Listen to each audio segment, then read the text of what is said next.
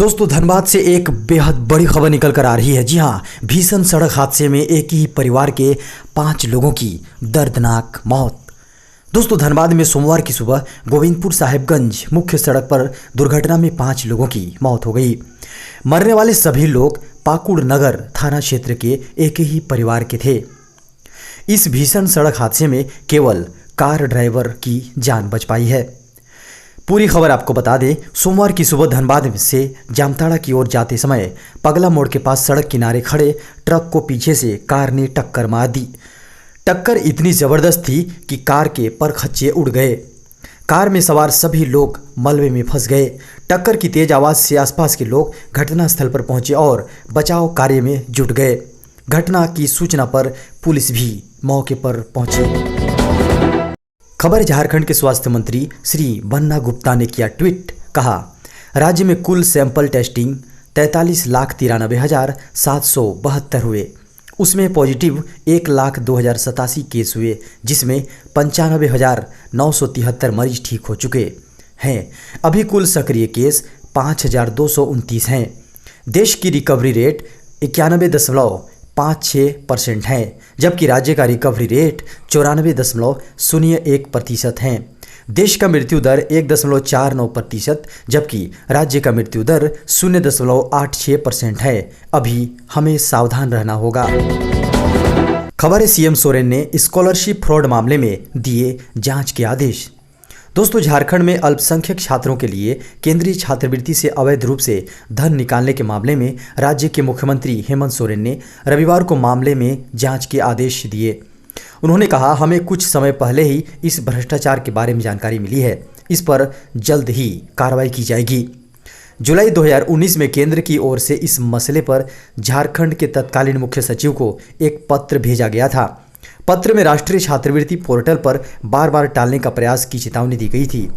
पत्रकारों से बात करते हुए उन्होंने कहा कि झारखंड में रघुवर सरकार के कार्यकाल में छात्रवृत्ति घोटाला हुआ था। दिल्ली के अखबारों में इसे प्रमुखता से प्रकाशित किया गया है। उन्होंने कहा कि बच्चों की छात्रवृत्ति का यह घोटाला बहुत लंबा चौड़ा है, करोड़ों का है। घोटाला किस तरह से हुआ है, किस तरीके से इसे लूटा गया है, इसे लेकर जांच होगी। खबर है, झारखंड के हाई स्कूल और प्लस 2 स्कूलों में पढ़ने वाले छात्रों को मिलेगा डिजिटल कंटेंट। दोस्तों स्कूली शिक्षा और साक्षरता विभाग लर्नेटिक्स नाम से ऐप लॉन्च करने जा रहा है। इस लर्नेटिक्स ऐप में 9वीं से 12वीं क्लास के लिए अलग अलग सभी विषयों और सभी चैप्टर के कंटेंट मिलेंगे। आपको बता दें कि डीजी साथ में व्हाट्सएप के माध्यम से उपलब्ध कराए जा रहे डिजिटल कंटेंट अगले सप्ताह के बाद उन्हें नहीं मिल पाएगी। लर्नेटिक्स ऐप में 9वीं से 12वीं के सभी विषय के हर चैप्टर के कुल 20,000 प्रश्नों का बैंक भी होगा। पाठ्यक्रम संशोधित होने के बाद संशोधित पाठ्यक्रम के आधार पर प्रश्न भी ग्रीन से हाईलाइट हो जाएंगे। इन्हीं प्रश्नों में से मैट्रिक और इंटरमीडिएट समेत 9वीं 11वीं की परीक्षा में भी सवाल पूछे जाएंगे। खबर है, झारखंड में 6 नवंबर से बढ़ेगी सर्दी, गिरेगा तापमान। दोस्तों झारखंड में 6 नवंबर से तापमान में गिरावट दर्ज की जाएगी। आपको बता दें कि अच्छी खासी ठंड का भी एहसास होने लगेगा।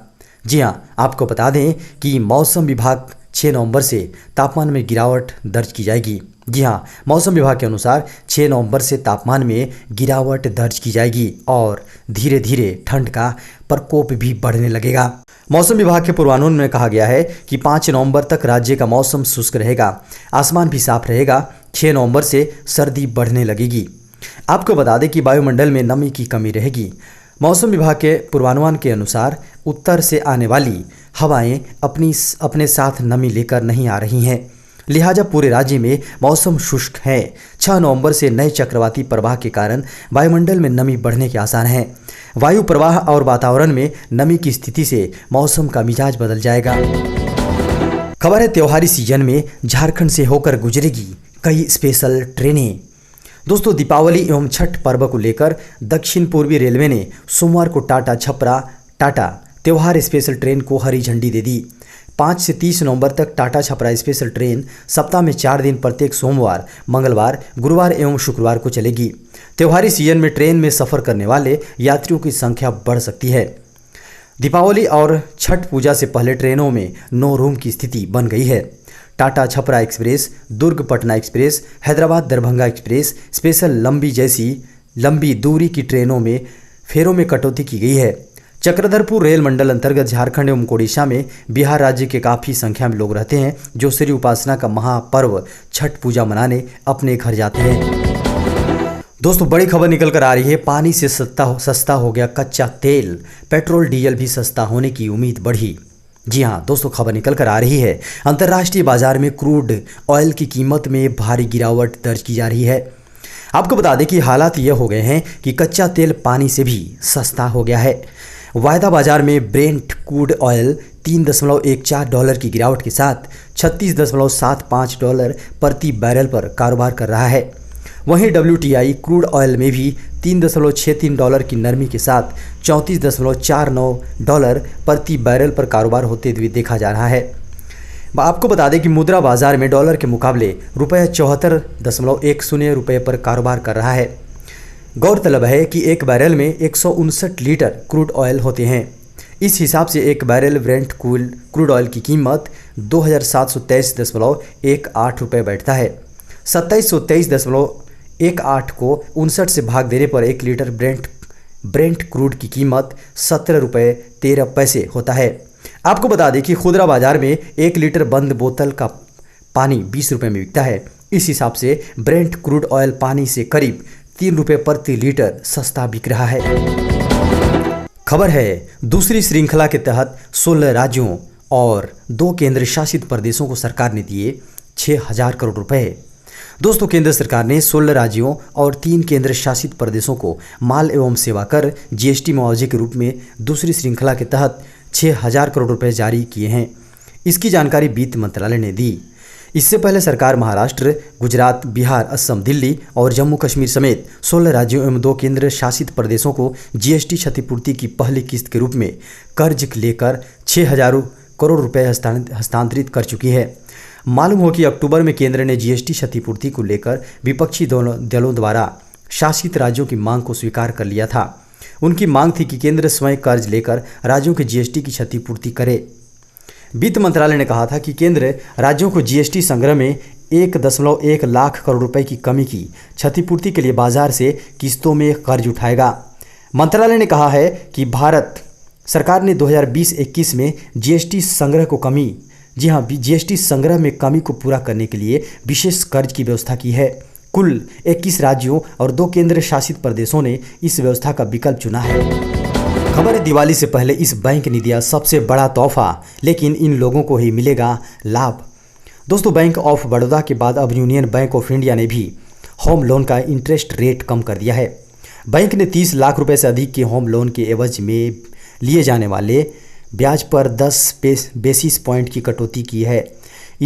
पहले इस पर 6.95% ब्याज लिया जाता था, लेकिन अब यह दर घटकर 6.85% कर दी गई है।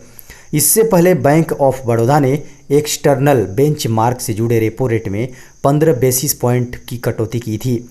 इस वजह से बैंक के होम लोन रेट 6.85% और ऑटो लोन दर 7.1% पर आ गए थे। आपको बता दें कि यूनियन बैंक ऑफ इंडिया ने होम लोन रेट घटाने के साथ ही नए लोन पर प्रोसेसिंग चार्ज भी खत्म कर दिया है। खबर है कोरोना काल में मोदी सरकार ला रही एक और राहत पैकेज। दोस्तों, केंद्र की मोदी सरकार देश की अर्थव्यवस्था को पटरी पर लाने के लिए एक और राहत पैकेज की घोषणा कर सकती है। इसकी जानकारी वित्त सचिव अजय भूषण पांडे ने दी है। उन्होंने कहा कि देश में फैले कोरोना वायरस से कारोबार को लगे झटके के चलते आम आदमी को रोजगार देने के लिए सरकार जल्दी एक बड़ा राहत पैकेज लेकर आ रही है।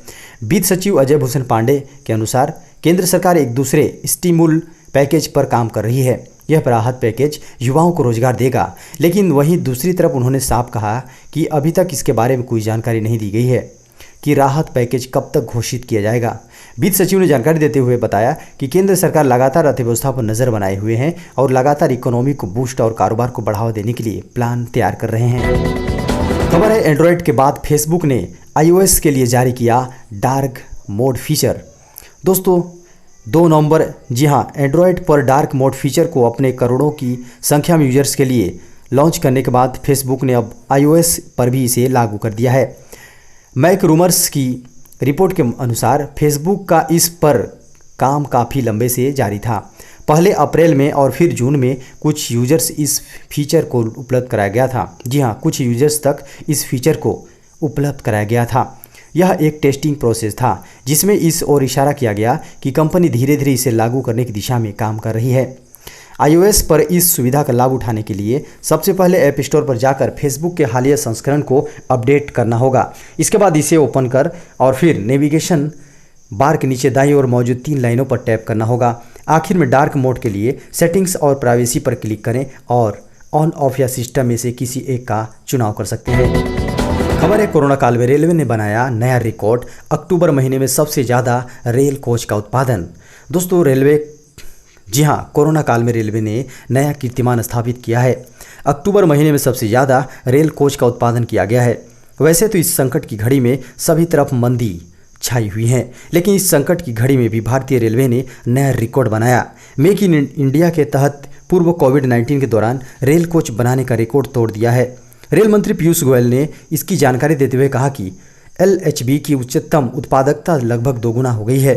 मंत्री ने बताया कि इस दौरान कपूरथला रेल कोच फैक्ट्री ने 3.08 कोचों के मुकाबले 5.88 कोच प्रतिदिन के हिसाब से बनाए हैं। उन्होंने बताया कि रेल कोच ने कोरोना आपातकालीन कोच बनाने से लेकर रेलवे की क्षमता बढ़ाने और LHB यानी लिंक हॉफमैन बुश कोच बनाने के क्षेत्र में अब तक सबसे बेहतर कार्य किया है।